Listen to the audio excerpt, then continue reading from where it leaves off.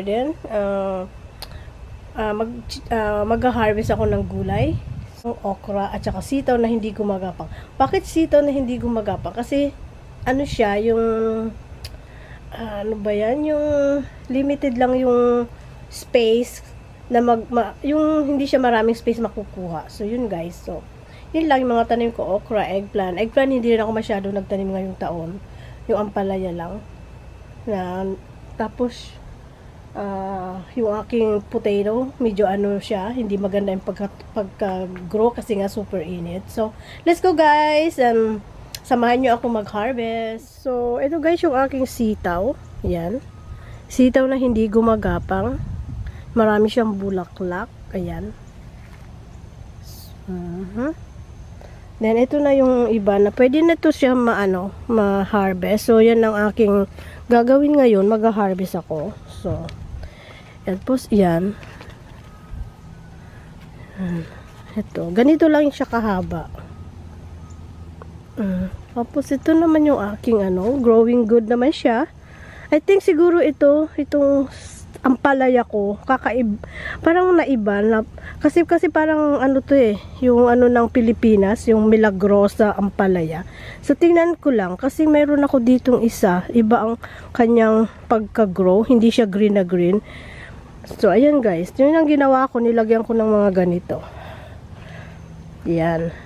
So growing good naman siya. Meron na siyang bunga pero hindi talaga siya maganda kasi nga umpisa pa lang. So yan guys, tapos punta tayo dito guys sa isa ko sa okra naman. Ayan. Ito naman guys yung okra at ready na rin siyang i-harvest. So nakita nyo yan. Ayan. Kailan lang 'di ba? Ayan. So marami siya. Siguro mga 2 pa lang ma-harvest ko yung okra ko. Tapos ito pa rin yung aking sitaw. Ayan. So mag-harvest tayo ngayon. Ayan guys, yung sitaw. Ayan, ayan. Mag-harvest tayo ng kasi pag matagal siya hindi na maganda. So ito pa rin yung aking okra. Ayan. Yung talong ko, hindi siya doing good. Kasi sobrang init at saka ayan. So, ayan. So ito lang yung harvestin ko ngayon, itong sitaw. Ayan. So, ang dami pa rin siyang bulaklak. Iba pa rin yung na doon sa kabila. Ayan. So, mag-harvest tayo guys. So, samahan nyo ako. At papakita ko rin pala sa inyo yung kangkong. Mag-harvest din ako ngayon. Guys, ang ating harvestin itong part, ito. Kasi ito, bulaklak pa yan to. Siguro siguro ito muna yung natin. Ha-harvestin tapos doon. Tsaka, ito siguro mga 4 days pa yan. 4 days makaka-harvest na rin ako dito sa side. So, ayun guys.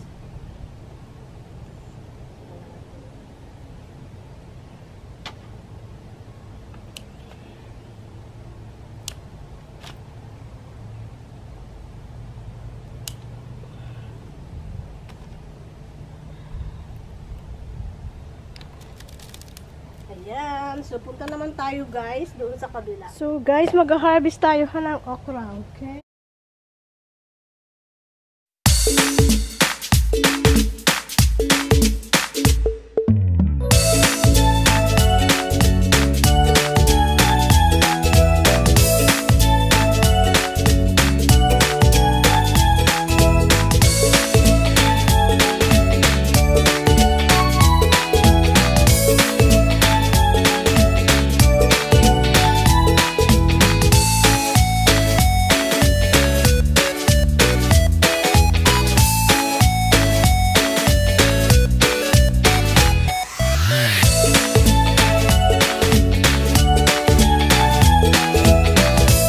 So ito naman guys, yung kangkong ngayon na ilang araw kong hindi na harvestan. Ayan, ang lago-lago. Tapos ito.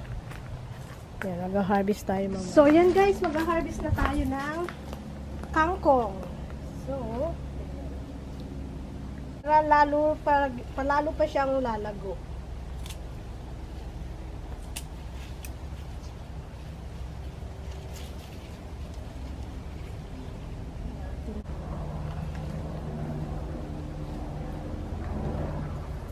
Naririnig nyo guys yun. Yan. Sige. Sa kabila para makita. Yan.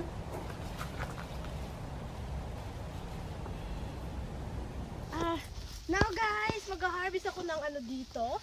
Ampalaya. Ayan. Ayan. Mas tayo na ampalaya. Ayan.